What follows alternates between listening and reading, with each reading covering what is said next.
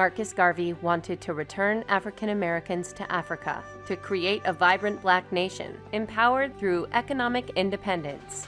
Although some of his goals were controversial, his crusade would inspire leaders from Malcolm X to Martin Luther King and Nelson Mandela. Garvey was certainly a controversial figure, but the concepts that we now think of as Black nationalism and Black pride started with Garvey's pronouncements. Marcus Mosiah Garvey was born in St. Ann's Bay, Jamaica, on August 17, 1887. Beginning as a printer's apprentice at 14, Garvey became a union organizer and later worked various jobs across Central America.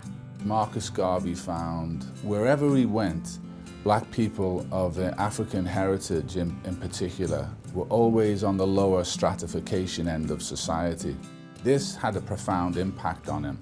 Particularly, his concern was for the uplift of African people globally. In 1912, Garvey sailed to London, England, and took night courses at Birkbeck College. After working for a Pan-African newspaper, Garvey returned to Jamaica in 1914 and formed the United Negro Improvement Association, or UNIA. The UNIA was about Black self-determination. It was about galvanizing the ideas of Black repatriation to the motherland, the continent of Africa. And it was extremely important in terms of getting Black people to understand self-pride, pride in one's race.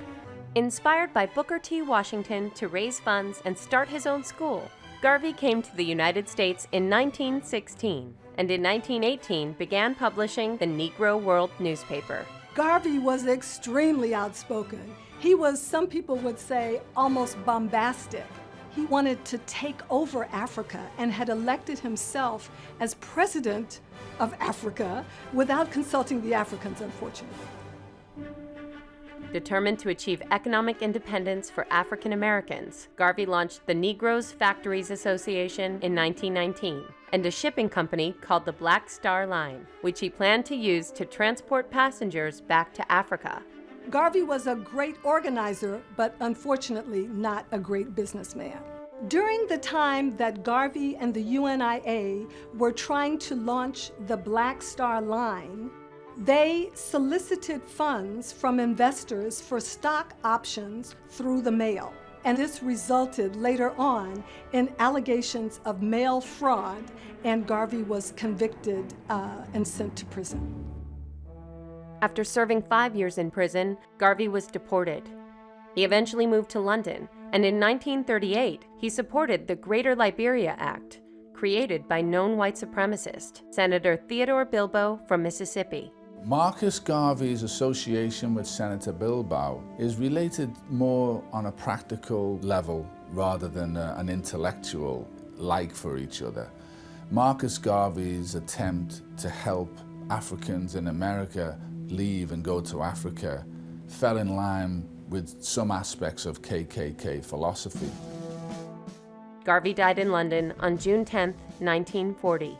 He was reinterred in Jamaica in 1964 and is hailed as Jamaica's first national hero and the prophet of the Rastafarian religion.